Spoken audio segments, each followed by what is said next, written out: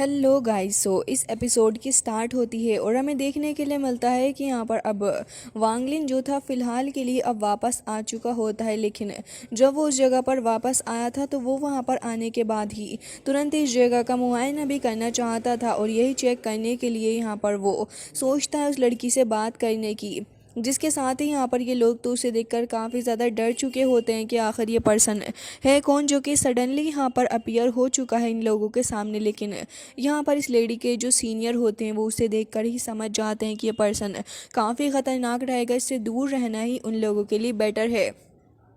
लेकिन यहाँ पर वांगलिन इन लोगों से सवाल पूछता है कि मुझे ये बता दो कि आखिर सुजागो स्टार के अंदर रिसेंटली कुछ उल्टा सीधा चल रहा है क्या। ये सुनने के बाद यहाँ पर वो लड़की तुरंत ही जवाब दे देती है और कह रही थी कि ऑफ कोर्स यहाँ पर अभी जैंग न्यू जो बंदा है उसने किसी को ख़त्म कर दिया और उसकी न्यूज़ हर जगह ही फैल रही है। ये सुनने के बाद यहाँ पर वांगलिन कह रहा होता है कि जैंग न्यू। तभी वो लड़की आगे जाती है और काफ़ी ज़्यादा एक्साइटेड होते हुए बता रही थी कि हाँ बिल्कुल, जैंग न्यू एक ऐसा बंदा है जो कि बहुत ही ज़्यादा पावरफुल है और उसने यहाँ पर काफ़ी ज़्यादा बड़ी सेंसेशन क्रिएट कर दी है, जिसकी वजह से लोग उसको जानने के लिए काफ़ी ज़्यादा उत्सुक हैं। ये सुनकर यहाँ वांगलिन कह रहा होता है कि अच्छा ये बात है। हालांकि यहाँ पर इस लड़की के टीचर काफ़ी ज़्यादा घबरा रहे होते हैं क्योंकि लड़की बिना कुछ सोचे समझे सब कुछ वांगलिन को बता रही थी, जबकि वांगलिन यहाँ इनसे पूछ रहा होता है कि क्या तुम्हें पता है कि वो देखने में कैसा लगता है। जिसके बाद यहाँ लड़की बताने ही वाली थी, लेकिन ये सुनने के बाद सीनियर तुरंत ही उसको रोक लेते हैं और डर के मारे घबराते हुए ये कह रहे थे कि हमें माफ़ करिएगा सीनियर, लेकिन हमें इसके बारे में कुछ भी नहीं पता है और सुजाकू के अंदर जो भी चल रहा है वो हमने अपनी आंखों से विटनेस नहीं किया, तो इस वजह से हमें कुछ भी नहीं पता और हम लोग तो खुद यहाँ से जा रहे हैं। वैसे यहाँ पर जैसे ही वांगलिन इनकी सारी बातें सुनता है तो वो कह रहा होता है कि यहाँ पर अभी तक उस रेड बटरफ्लाई ने मुझे पकड़ने के लिए कोई नोटिस नहीं भेजा। ये तो काफ़ी ज़्यादा अजीब बात है। वांगलिन को ये बहुत ज़्यादा वियर्ड भी नज़र आ रही होती है क्योंकि रेड बटरफ्लाई की पर्सनैलिटी ऐसी है ही नहीं कि वो इतनी आसानी से किसी को भी अपने हाथ से निकल कर जाने दे, स्पेशली वांगलिन जिसने यहाँ पर उसको इतना ज़्यादा ह्यूमिलिएट किया है। तो इस वजह से यहाँ पर वांगलिन कह रहा होता है कि ठीक है अगर आपको कुछ नहीं पता तो। जिसके साथ यहाँ पर वांगलिन कह रहा होता है कि लिटिल गर्ल, तुमने यहाँ पर मेरी मदद की है और तुम एक काफ़ी अच्छी लड़की हो, इस वजह से मैं ये एलिक्सर तुम्हें देता हूँ। और ये कहकर वांगलिन वहाँ से चला जाता है, जबकि लड़की तुरंत ही उस एलिक्सर को खोल के देखने लगी थी। जिसके बाद लड़की को वही एलिक्सर देखने के लिए मिलता है जिसकी उसे ज़रूरत थी। और ये देखने के बाद तो यहाँ पर अब वो एल्डर भी काफ़ी ज़्यादा हैरान हो जाते हैं। साथ ही वो कह रहे थे कि ये तो वही एलिक्सर है। लड़की तुम बहुत ही ज़्यादा लकी हो कि यहाँ पर तुम्हें बिना मेहनत करे वो मेडिसिन मिल गई जिसकी तुम्हें ज़रूरत थी। जिसके बाद वो खुश होते हुए उसकी सारी बातें बता देते हैं और लड़की भी कह रही थी कि क्या सच में मास्टर ऐसा ही है। जबकि वांगलिन वहाँ से निकलकर चला जाता और कह रहा था कि काफ़ी लंबा समय गुजर चुका है और लू से मेरी मुलाकात अभी तक नहीं हुई, यानी कि उसकी वाइफ को ही कह रहा था। जिसके बाद कहता है कि मुझे यहाँ पर चलना होगा अपने घर की तरफ और तुरंत ही यहाँ से अपने घर की तरफ वांगलिन चला जाता है मिस लू यानी कि वानर से मिलने के लिए। जबकि दूसरी तरफ हमें दिखाया जाता है कि यहाँ पर अभी इस जगह का हालत तो काफ़ी ज़्यादा ख़राब हो रखी है। हमें कुछ सेक्ट्स का सीन दिखाया जाता है जहाँ पर कुछ बीटल्स हमला कर रहे थे लोगों के ऊपर और ये इतने ज़्यादा खतरनाक डिमोनिक बीटल्स होते हैं कि लोगों को एक ही बार से ख़त्म कर दे रहे थे। बहुत ही ज़्यादा क्रूअल तरीके से ये यहाँ पर अपने टारगेट्स को ख़त्म करते हैं। इनकी तादाद बहुत ही ज़्यादा थी और हमें दिखाया जाता है कि इन्हें कोई और नहीं बल्कि लीड कर रहा होता है डीमन किंग ही, जो कि कह रहा होता है कि जल्दी करो, मैं भी तुम्हारी तरह भूखा हूँ। मैंने यहाँ पर अभी तक सिर्फ 12 सेक्ट को ही ख़त्म होते हुए देखा है। तुम लोग बहुत ही ज़्यादा हल्के काम कर रहे हो। यहाँ पर ये जो मेरी ट्रिप है फेरीलैंड की तरफ, लग रहा है कि यहाँ पर काफ़ी ज़्यादा कोज यहाँ पर करने वाली है इन सभी चीज़ों को। वेल जो भी हो, जल्दी जाओ तुम सारे के सारे और चूज स्टेट के अंदर जितने भी सेक्ट्स हैं उन सभी को ख़त्म कर दो। और उसके बाद वो उन सारे ही बीटल्स को ऑर्डर दे के वहाँ से चला जाता है। जबकि हमें दिखाया जाता है कि यहाँ पर एक कल्टीवेटर आता है और अपनी पूरी कोशिश कर रहा था कि वो यहाँ पर अपने लोगों को प्रोटेक्ट कर सके। लेकिन यहाँ पर ये कल्टीवेटर की शील्ड भी बहुत ही ज़्यादा वीक पड़ जाती है इन बीटल्स के सामने। जबकि वो बेचारा यहाँ पर इतनी ज़्यादा एफर्ट्स डालने के बावजूद भी अपने लोगों को बचाने में नाकामयाब रहा। साथ ही वो इतना ही ज़्यादा वीक हो चुका था कि वो खुद की जान भी यहाँ पर प्रोटेक्ट नहीं कर पा रहा होता, जिसकी वजह से अल्टीमेटली उसकी भी डेथ ऑन द स्पॉट ही हो जाती है। हालांकि यहाँ पर कुछ और भी सेक्ट से लोग थे, लेकिन तभी यहाँ पर वो बंदा मरने से पहले उस तिलिस्मान को यहाँ पर तोड़ देता है। लेकिन ये सब कुछ होने के बावजूद भी इस डीमन किंग को कोई असर ही नहीं पड़ रहा था। जबकि हमें दिखाया जाता है कि दूसरी तरफ एक और बंदा होता है जिसे ये सब कुछ पता चल चुका था। तो वो कह रहा होता है कि ट्राइब के एल्डर के अकॉर्डिंग यहाँ पर ये पर्सन जो है वो रीइंकार्नेशन की तरफ से आया है और बहुत ही ज़्यादा खतरनाक है। इवन ये 6 मास्टर्स में से एक है जू शुए किंग के, और इसी वजह से ये यहाँ पर शायद इतना ज़्यादा खतरनाक भी है। और इसको देखने के बाद वो ओबियसली बहुत ही ज़्यादा डर जाता है। जबकि उन सारे बीटल्स को गैदर होते हुए देखते हैं, उसके बाद उस बंदे की वहाँ पर एंट्री होती है, जिसे देखने के बाद तो अब यहाँ पर ये लड़का डर जाता है और कह रहा था कि तुम यहाँ पर इस जगह पर चुपके से आकर अटैक करने की कोशिश कर रहे हो, ये तो बहुत ही ज़्यादा गलत बात है। और यहाँ पर कोशिश कर रहा होता है कि इस बंदे को डरा ले, लेकिन डीमन किंग उससे कहाँ ही डरने वाला है। जबकि यहाँ पर वो तो उस बंदे को भी ख़त्म करने के लिए अपने सारे ही बीटल्स को आगे बढ़ा रहा होता है और ख़ुद भी आगे आते हुए कह रहा होता है कि लग रहा है कि यहाँ पर आने के बाद मुझे काफ़ी ज़्यादा ख़जाना मिलने वाला है। और वो यहाँ पर उसको ख़त्म करने की बात कर रहा था।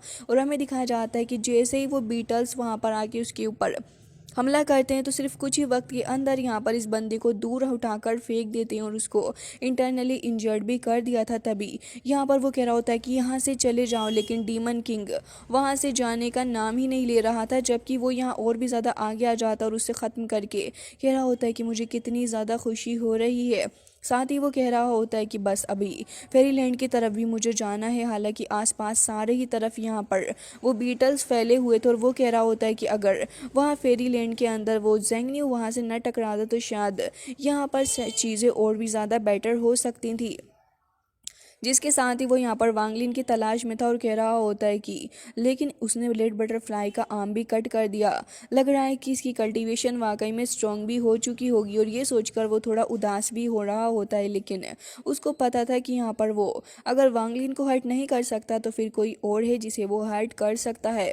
जिसके साथ ये सीन यहाँ पर कट हो जाता है और हमें दिखाया जाता है कि यहाँ पर स्काई क्लाउड सेक्ट जो था वो यहाँ पर बैठी हुई होती है अपनी वानर, जो कि यहाँ पर अपनी पियानो को प्ले कर रही होती है। लेकिन पियानो प्ले करते करते वहाँ पर दो बंदे आ जाते हैं जो कि कह रहे थे कि आपका पियानो प्ले करना तो बहुत ही ज़्यादा अमेजिंग मुझे लग रहा है। तभी वो कह रही होती है कि छोड़ो इन सारी बातों को, मुझे ये बताओ कि आखिर वो पर्सन है कौन, क्या तुमने उसके बैकग्राउंड के बारे में पता लगा लिया है? क्योंकि यहाँ पर वानर को भी पता चल चुका था कि चीज़ें इतनी ज़्यादा ख़राब हैं। इवन वानर की भी उसके साथ में एक बार फाइट हो चुकी थी, जिसकी वजह से वानर तो खुद इंजर्ड पड़ी हुई थी। जबकि यहाँ पर ये लोग बता रहे होते हैं कि हमें खुद नहीं पता कि आखिर वो बंदा चूर टेरिटरी के अंदर कहाँ से आ गया। सडनली वो यहाँ पर आके 12 सेक्ट्स को एक साथ ख़त्म कर चुका है। उसने इतना भी वक्त नहीं लगाया, 12 सेक्ट को ख़त्म करने के लिए उसने सिर्फ 7 दिन का वक्त लिया। इवन यहाँ पर वो नासेंट सोल कल्टिवेटर्स को भी ऐसे ही ख़त्म कर डाल रहा है और लग रहा है कि उसका नेक्स्ट टारगेट हम ही होने वाले हैं। लेकिन ये सब कुछ सुनकर भी वो यहाँ पर उठकर खड़ी हो जाती है, क्योंकि उसे तो खुद अपने सेक्ट के लोगों की टेंशन हो रही थी। लेकिन यहाँ पर हमें दिखाया जाता है कि उसे कफ होने लग जाती है और वो कह रही थी कि अच्छा ये बात है। खैर मुझे लग रहा है कि अभी आपको वेट करना होगा, जब तक मैं थोड़ा बेटर फील नहीं कर सकती उसके बाद मैं यहाँ पर अपनी सोल एंड ब्लड का यूज़ करूँगी। जिसके साथ ही यहाँ पर सारे ही एल्डर ये बात सुनकर हैरान थे और कह रहे होते हैं कि आखिर आप ऐसा क्यों कर रही हैं। तभी वो कह रही थी कि आप लोग यहाँ से चले जाएँ, आपकी जान बचना ज़्यादा इंपॉर्टेंट है। तो यहाँ सेकंड एल्डर ये कहने लगे थे कि अगर यहाँ पर ज़ेंगन्यू आ जाता चू स्टेट के अंदर तो शायद हमारी मदद हो सकती थी, वो बंदा शायद हमारी हेल्प कर सकता था। लेकिन तभी सेकंड एल्डर कह रहे थे कि मुझे तो ये लगता है कि ज़ेंगन्यू को शायद इन सारी चीज़ों के बारे में तो पता भी नहीं होगा। इवन उसने चू स्टेट तक का भी नाम कभी नहीं सुना होगा, तो भला वो यहाँ पर कैसे ही आएगा। दोनों ही एल्डर्स बहुत ही ज़्यादा डिसअपॉइंटेड लग रहे थे इस सारी सिचुएशन से। लेकिन मिस लू भी यहाँ पर क्या ही कर सकती है, वो तो खुद इतनी ज़्यादा इंजर्ड हो चुकी है कि लगातार कफ होने की वजह से उसकी हालत काफ़ी ख़राब है। जिसके बाद वो कह रही होती है कि अपने सेक्ट को बचाना भी यहाँ पर काफ़ी इम्पोर्टेंट है, लेकिन मुझे लग रहा है कि शायद इसको हम इस बार ना बचा सकेंगे। साथ ही यहाँ पर वो एल्डर भी वहाँ से जा रहे होते हैं और कह रहे थे कि पता नहीं क्यों यहाँ पर मुझे थोड़ा डर लग रहा है मिस वानर के लिए। खैर जो भी हो, अब यहाँ पर उन्होंने इतना बड़ा कदम उठा ही लिया है तो फिर समझता हूँ कि यहाँ पर वो उस पर्सन को एक बार फिर से फेस ना करे। ये लोग तो खुद डर रहे होते हैं और यहाँ पर ये भी कह रहे थे कि मिस वानर ने अपनी लाइफ का प्राइस पे कर दिया है और लग रहा है कि बहुत ही जल्दी इस जगह को छोड़कर चली जाएंगी। मतलब कि उसकी डेथ के बारे में बात कर रहे थे और कह रहे थे कि पता नहीं ये पर्सन कहाँ से हमारे चूज स्टेट के अंदर टपक पड़ा। अगर ये यहाँ पर ना होता तो शायद हालत काफ़ी ज़्यादा अच्छी होती। तभी हमें दिखाया जाता है कि ये सब कुछ सुनने के बावजूद भी मिस वानर वहीं पर बैठी हुई थी और कह रही होती है कि मुझे डर है कि अब युनतियान सेक्ट को कोई भी नहीं बचा सकता। हालांकि वो बहुत ही ज़्यादा उदास थी, तो तभी उसे वांगलिन के बारे में याद आ जाता है और वांगलिन उसे कह रहा होता है कि देखो मेरी बात सुनो, मुझे पता है कि युनतियान सेक्ट के अंदर तुम रहने वाली हो, लेकिन क्या तुम मेरे साथ चलोगी? लेकिन उसने मना कर दिया था और साथ साथ ये भी कहा था कि तुम परेशान नहीं हो, युनतियान सेक्ट के अंदर तो मैं काफ़ी वक्त से मौजूद हूँ और मुझे तो असल में ऐसा लगता है कि युनतियान सेक्ट को मैं बहुत ही अच्छे से प्रोटेक्ट कर सकती हूँ, क्योंकि मैं इसको समझती हूँ।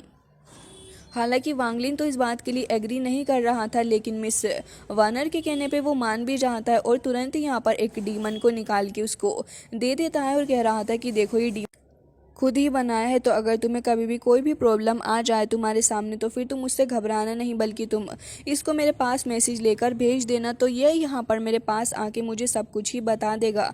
अब यहाँ पर वो उस डीमन को देख के बहुत ज़्यादा खुश थी, क्योंकि वो बहुत ही ज़्यादा फ्रेंडली भी था। और तभी यहाँ पर वांगलिन कह रहा होता है कि ये तुम्हारा ध्यान रखेगा, तुम इसे अपने पास ही रखो। तो यहाँ पर वो कह रही होती है कि इतना ज़्यादा अच्छा है कि मैं इसे शाओलिंग नाम दे रही हूँ। जिसके बाद हमें देखने के लिए मिलता है कि दूसरी तरफ वांगलिन ये सोच रहा होता है कि अब उसे यहाँ पर शॉप के अंदर जाकर कुछ खरीद ही लेना चाहिए वनर से मिलने से पहले। तो उसे अपने सामने दिख रही होती है एक शॉप, तो वो तुरंत ही उसके अंदर चला जाता है। तभी हमें देखने के लिए मिलता है कि यहाँ पर काफ़ी सारे लोग मौजूद होते हैं, लेकिन वांगलिन जैसे ही यहाँ पर आता है तो वो बंदा पूछ रहा होता है कि बॉस आपको क्या चाहिए, आप मुझे बताइए, मैं आपके लिए वो चीज़ लेकर आऊँगा।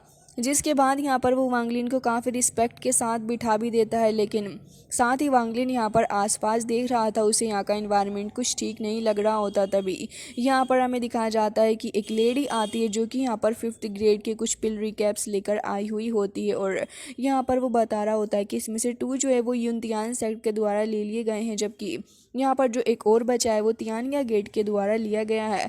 बताइए आपको क्या चाहिए, हम आपके लिए जल्द से जल्द उसे हासिल करेंगे। तभी यहाँ पर वो उस चीज़ को निकाल कर दिखाने लग जाता है उसके अंदर से, लेकिन वांगलिन कह रहा होता है कि मुझे इनमें से कुछ भी नहीं चाहिए, जबकि मैं चाहता हूँ कि तुम मुझे लिंगजू डान नाम की जो ताई शान मिन नाम की एक एलिक्सर है वो दे दो। तो वो बंदा कह रहा होता है कि अच्छा ऐसी बात है, और वो यहाँ पर थोड़ा सड़ा सा फेस बनाने लग जाता है। तो फिर वांगलिन उसकी शक्ल देख के कह रहा होता है कि क्या हुआ, क्या तुम लोगों के पास की रिफाइनिंग 6th ग्रेड की पिल नहीं है? तभी वो बंदा सोच में पड़ जाता है कि वांगलिन को क्या जवाब देना है। ऐसा लग रहा है कि था कि शायद से वो फोर्सफुली यहाँ पर वांगलिन से बातें कर रहा है। साथ ही वो ये भी कह रहा होता है कि वैसे बॉस यहाँ पर सिर्फ 3 ही पवेलियंस है, जिसके अंदर में यहाँ पर ये जो ऑक्शन हाउस होने वाला है उसी के अंदर आपको वो पिल मिल सकती हैं, जो कि हर 10 साल में एक बार होता है। लेकिन अब मुझे लगता है कि शायद इसके अंदर भी 2 महीने बाकी हैं उसको स्टार्ट होने के लिए, तो शायद आपको वो चीज़ नहीं मिलेगी जिसकी आप तलाश कर रहे हो। जबकि हमें दिखाया जाता है कि ये सुनकर वांगलिन वहाँ से उठकर खड़ा हो जाता है, क्योंकि अगर वांगलिन के मतलब का सामान ही वहाँ पर नहीं है तो वांगलिन अब यहाँ पर रुक कर करेगा भी क्या। लेकिन ये बंदा यहाँ पर फोर्सफुली वांगलिन को रुकाता और कह रहा था कि बॉस आपके लिए कुछ स्नैक्स वगैरह या कुछ लेकर आऊँ।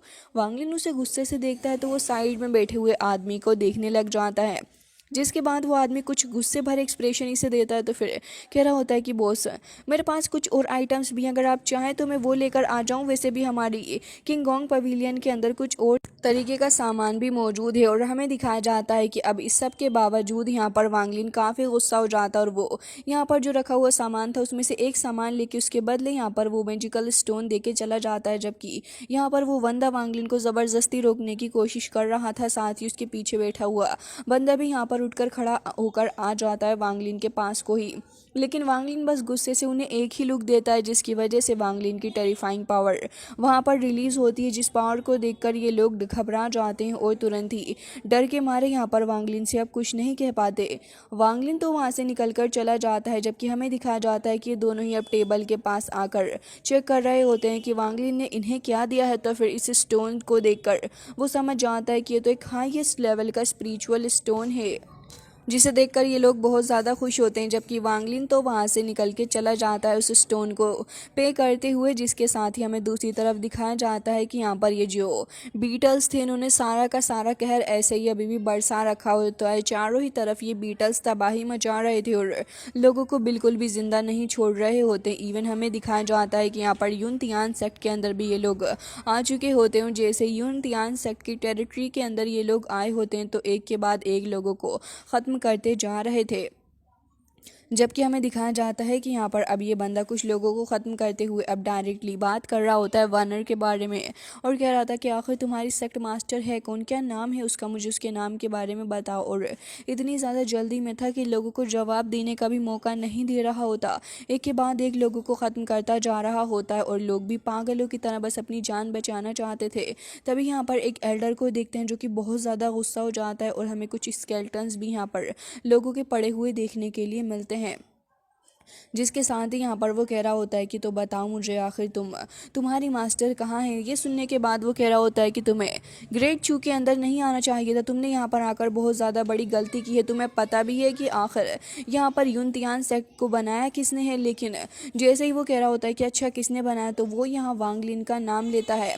वांगलिन का नाम सुनने के बावजूद भी इस डीमन किंग के ऊपर कुछ फ़र्क नहीं पड़ता, वो उस एल्डर को भी ख़त्म कर देता है और कह रहा होता है कि मैं यहाँ पर सबसे ज़्यादा पावरफुल हूँ और मैं ही वो पर्सन हूँ जो कि यहाँ पर वर्ल्ड के ऊपर राज करेगा और मेरे अलावा कोई और नहीं। जिसके बाद वो यहाँ पर बहुत ज़्यादा खुश हो जाता है और तुरंत ही वहाँ से चला गया था उन सारे ही बीटल्स के साथ सारे ही लोगों की जान लेके। अब वो पहले से भी काफ़ी ज़्यादा स्ट्रॉन्ग हो चुका होता है, जबकि दूसरी साइड का सीन देखते हैं जहाँ पर लोग इन सारी चीज़ों के बारे में आपस में बात कर रहे होते हैं और सभी लोग काफ़ी ज़्यादा घबराए हुए भी थे कि आखिर चीज़ें क्या चल रही हैं। तभी वांगलिन यहाँ से गुजरता हुआ जा रहा होता है तो शैन को देखते हैं जो कि कह रहा होता है कि बॉस आप बिल्कुल सही जगह पर आए, लग रहा है कि यहाँ पर आपको 8 ग्रेड और 5th ग्रेड के भी कुछ रिकैप्स मिलने वाले हैं। तभी वांगलिन कह रहा होता है कि हाँ, लेकिन तभी वांगलिन को कुछ अजीब सा भी महसूस होने लग जाता है सडनली।